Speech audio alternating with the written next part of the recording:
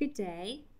We are in Tuesdays with Morrie by Mitch album, the 10th anniversary edition. And today we are reading the 7th Tuesday we talk about the fear of aging. We are also reading the italics on the page before that ends the chapter titled The Professor Part 2. The italics in this case is not a flashback. The italics in this case is a reflection that Mitch is having on some research that he's been doing as he has been watching Morrie disintegrate from the ALS. As my visits with Morrie go, I begin to read about death, how different cultures view the final passage. There is a tribe in the North American Arctic, for example, who believe that all things on earth have a soul that exists in a miniature form of the body that holds it. So that a deer has a tiny deer inside it, and a man has a tiny man inside him. When the large being dies, that tiny form lives on. It can slide into something being born nearby, or it can go to a temporary resting place in the sky, in the belly of a great feminine spirit, where it waits until the moon can send it back to earth. Sometimes, they say, the moon is so busy with the new souls of the world that it disappears from the sky. That is why we have moonless nights. But in the end, the moon always returns, as do we all. That is what they believe. The 7th Tuesday, we talk about the fear of aging. Morrie lost his battle. Someone was now wiping his behind. He faced this with typically brave acceptance. No longer able to reach behind him when he used the commode, he informed Connie of his latest limitation. "Would you be embarrassed to do it for me?" She said no. I found it typical that he asked her first. It took some getting used to, Morrie admitted, because it was, in a way, complete surrender to the disease. The most personal and basic things had now been taken from him: going to the bathroom, wiping his nose, washing his private parts.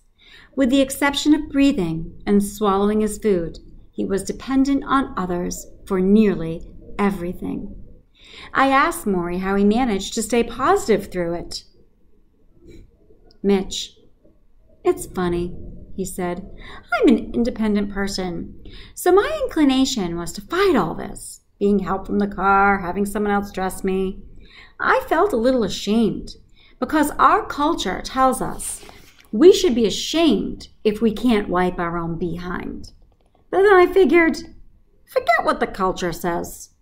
I've ignored the culture much of my life. I'm not going to be ashamed. What's the big deal?" And you know what? Strangest thing. What's that? I began to enjoy my dependency. Now I enjoy when they turn me over on my side and rub cream on my behind so I don't get sores, or when they wipe my brow, or they massage my legs. I revel in it.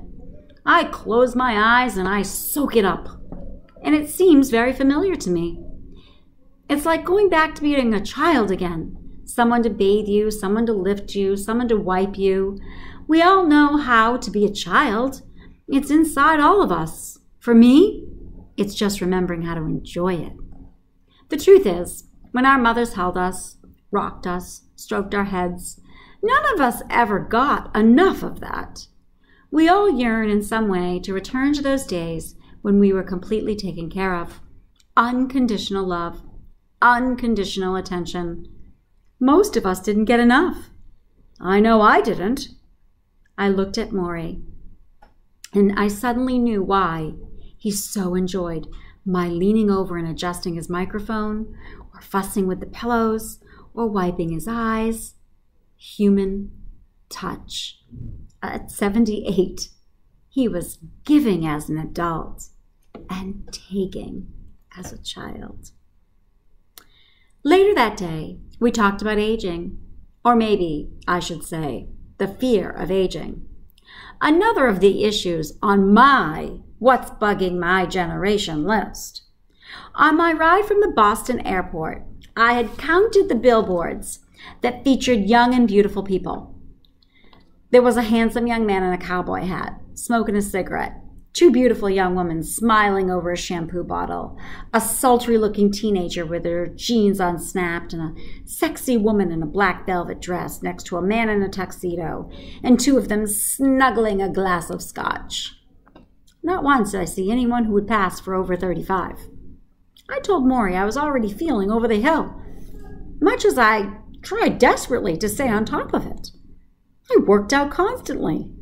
I'd gone from being proud to say my age because of all I have done so young to not bringing it up, for fear I was getting too close to 40 and, therefore, professional oblivion. Morrie had aging in better perspective. All this emphasis on youth. I don't buy it, he said. Listen, I know what a misery being young can be, so don't tell me it's so great. All these kids who came to me with their struggles, their strife, their feelings of inadequacy, their sense of the life was miserable, so bad they wanted to kill themselves. And then there's an ellipsis, ... Page 118. And in addition to all the miseries, the young are not wise. They have very little understanding about life. Who wants to live every day when you don't know what's going on? When people are manipulating you, telling you to buy this perfume and you'll be beautiful, or this pair of jeans and you'll be sexy, and you believe them. Such nonsense. Aren't you ever afraid to grow old? I asked. Mitch, I embrace aging. Embrace it? It's very simple. As you grow, you learn more. If you stayed at 22, you'd always be as ignorant as you were at 22. Aging is not just decay, you know. It's growth. It's more than a negative that you're going to die. It's also a positive that you understand you're going to die and that you live a better life because of it. Yes, I said, but if aging were so valuable, why do people always say, oh, if I were young again? Never hear people say, I wish I was 65. He smiled. You know what that reflects? Unsatisfied lives. Unfulfilled lives. Lives that haven't found meaning. Because if you found meaning in your life, you don't want to go back. You want to go forward.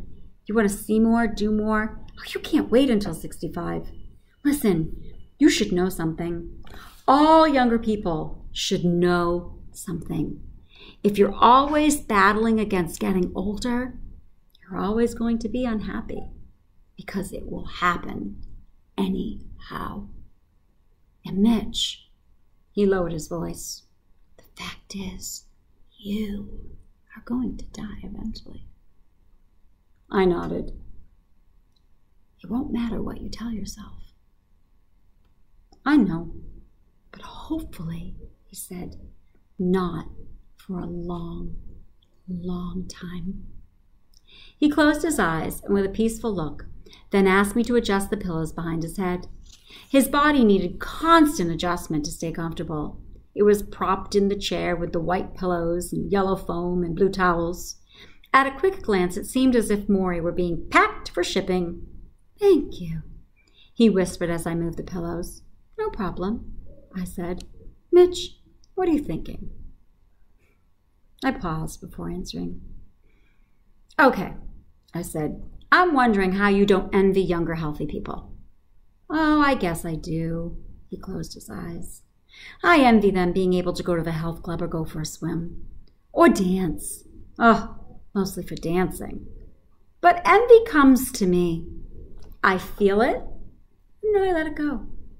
Remember what I said about detachment. Let it go. Tell yourself, that's envy. I'm going to separate from it now and walk away. He coughed.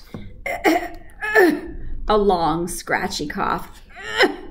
And he pushed a tissue to his mouth and spit weakly into it. Sitting there, I felt so much stronger than he, ridiculously so, as if I could lift him and toss him over my shoulder like a sack of flour. I was embarrassed by this superiority because I did not feel superior to him in any other way. How do you keep from envying ... What? Me. He smiled. Mitch, it is impossible for the old not to envy the young. But the issue is to accept who you are and revel in that. This is your time to be in your 30s. I had my time to be in my 30s, and now is my time to be 78. You have to find what's good and true and beautiful in your life as it is now. Looking back makes you competitive, and age is not a competitive issue. He exhaled, lowered his eyes as if to watch his breath scatter into the air. The truth is, part of me is every age.